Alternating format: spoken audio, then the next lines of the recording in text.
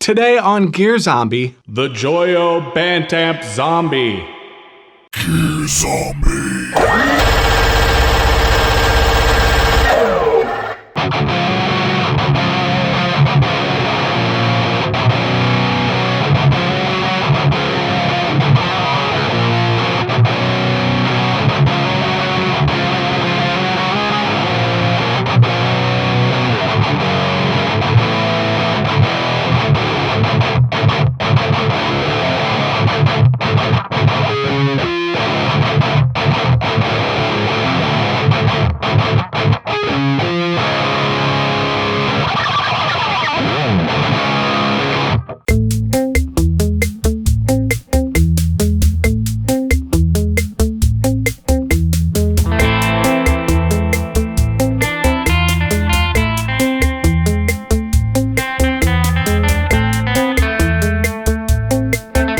We are currently going through the coronavirus pandemic. I'm in one of the 5 states that has not ordered like a shelter in place. I try to not be a political guy, but I don't know, it just sort of seems like the states that are sheltering in place seem to be doing better than the ones that don't, and whatever, don't get political. I will say, I hope you're healthy and well and in good spirits, and I hope we can all just get out the other side and just play our damn instruments and rock.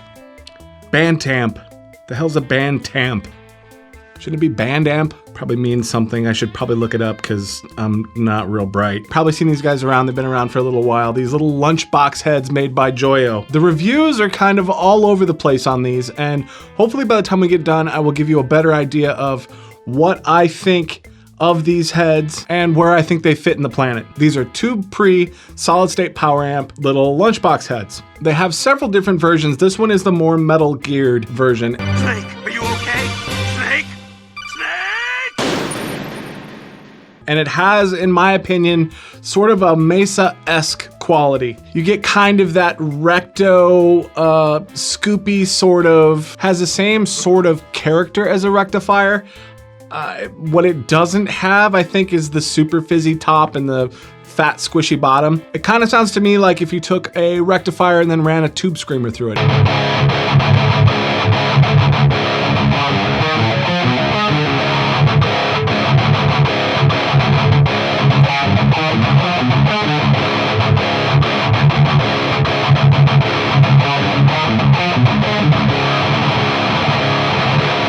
Let me get my trusty iPad here, and we have a bunch of different ones. There is the Atomic, the Blue Jay, the Firebrand, the Jackman, the Meteor, Vivo, and the Zombie. There's also a cab with an 8-inch speaker in it. All of these heads are close to the same price. The Zombie is $169. I got a link down in the description if you want to check it out. But they kind of range from $149, $159, $169. It's pretty simple. You basically just have your clean and dirty switch over here. You have a Bluetooth switch, and there's a antenna back there if you wanted to Bluetooth your phone to it or something, I guess. Controls are pretty simple. You've got gain, tone, and volume. You got an 8-ohm out for a speaker cab. You've got your power plug for your adapter. There is a headphone jack. Probably the coolest thing to me, the little thing's got an effects loop.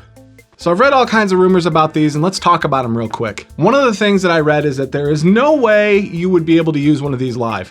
Would you be able to use one live? Yes. Running it through my 212 cab, I'm really surprised at how loud it'll get. I mean, it'll totally get over a drummer. I pushed it pretty hard, and I mean, as long as you didn't need to change channels without using the switch, I mean, there's no way to foot control it, you could totally use this guy live. It backs off okay. It's geared to be a more hard rock metal head. It's not geared to be a blues head, but you can back off the gain and you can roll the gain back on your guitar. You're really surprised how well the clean sounded. I don't know why I was surprised. Solid state clean. 2 solid state power, you should be able to get an okay clean sound, and it did just fine.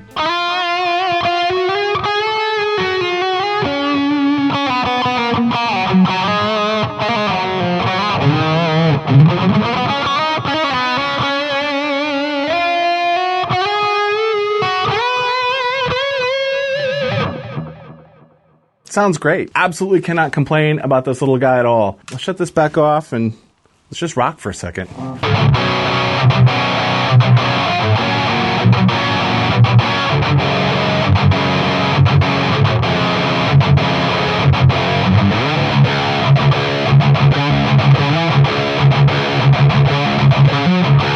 That just reminded me of like a nightmare story from playing a live show, opening up for a national. I'm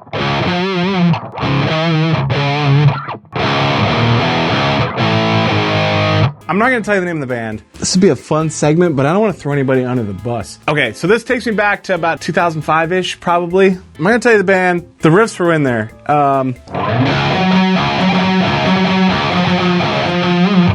Something like that. I'd have to look up the song.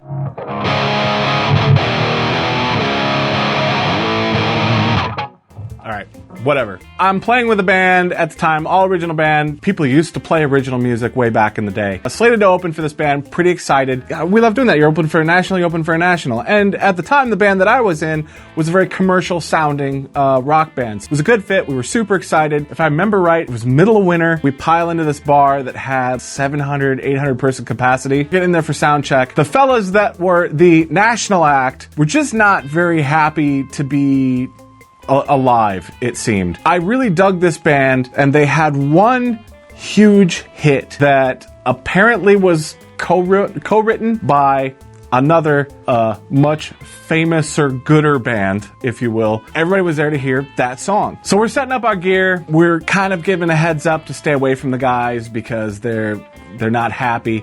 They had one of the members of the band had just got a tattoo. He needed lotion, and apparently he was kind of bitchy to the staff. The girls that were working for the staff were running all over, and they were upset. They had set up like these wedges by the drum set. During sound check, one of them fell over on the drummer. It was just a bad scene, and it sucked. Like, anytime you're a local band and you're getting the opportunity to open for a national, I mean, it's awesome. It's what you're there for, right? Or it used to be when people still went to shows. We ended up not talking to any of them really at all. I don't think any of us really had any dialogue with these cats at all. Here comes the show. The venue is maybe only half full. About half sold it. And everybody's lining up, and they're chanting for their one big hit. Their one huge song. They had some other bigger songs, but they had one huge hit. In my recollection, they got about 3 or 4 songs in, and then they stopped because everybody was chanting for this one song, and they said, fuck you, we're not playing that song, it's a stupid fucking song. They put their gear down and left. That was that. I wish I could tell you the band name. The riffs were there.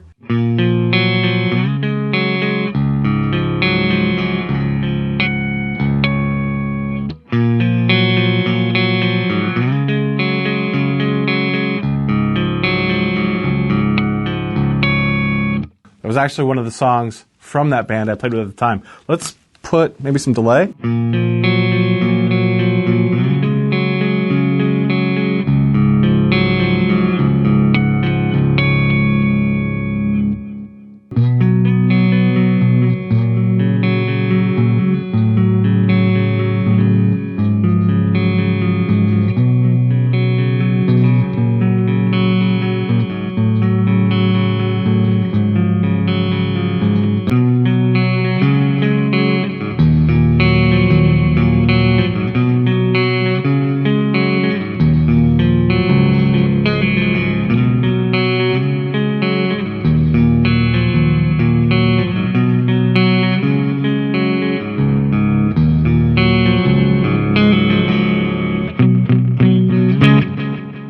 Pull it back a little bit.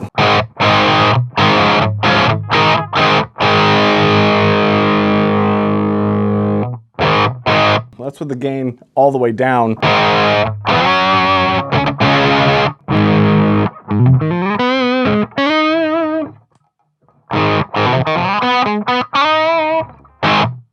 Doesn't seem to clean up very nice. I mean, honestly, if you want to do a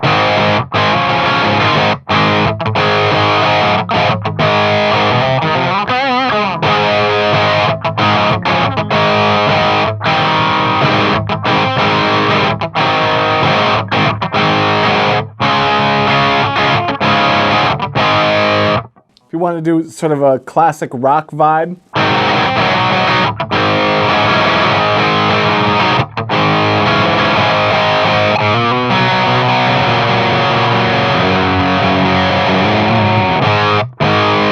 Full gas.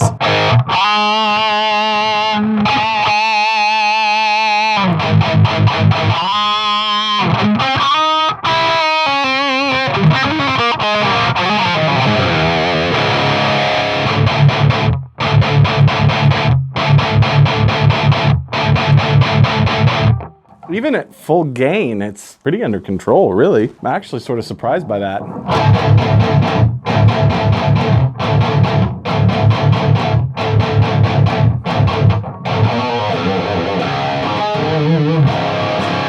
Pull the tone all the way down.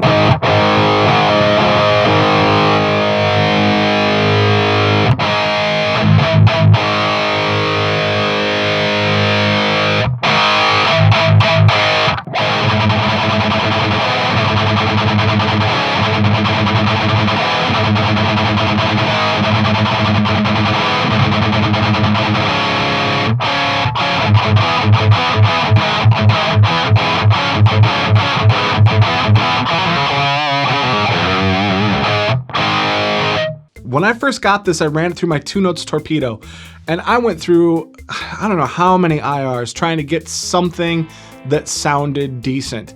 And there was just something like fundamentally wrong. Like I could never get it dialed in the way I wanted. Probably because when you're running IRs like that, I think it puts a lot more scrutiny on the head. It really puts things under a microscope. But when you put a mic on a cab, you're kind of buffering things in a way that you're not going to buffer by using a direct signal to an IR. Once you throw that second half of actual physicality in place, you get a different result. I got this simply as an experiment. It was cheap. I wanted to see what it sounded like, and I ended up keeping it. This does, running through my 212, have a quality that I enjoy. Now, if you're playing live and you want something lightweight and you don't do a whole ton of tap dancing, this would be great. If you liked anything I had going on here, hit like, hit subscribe, tell your friends, hit the notification bell, tell your mom, send her my number. Until next time, I hope you are all well and taking care of yourself. I hope you all have toilet paper. You know who I'm talking to. Until next time, GearZombie.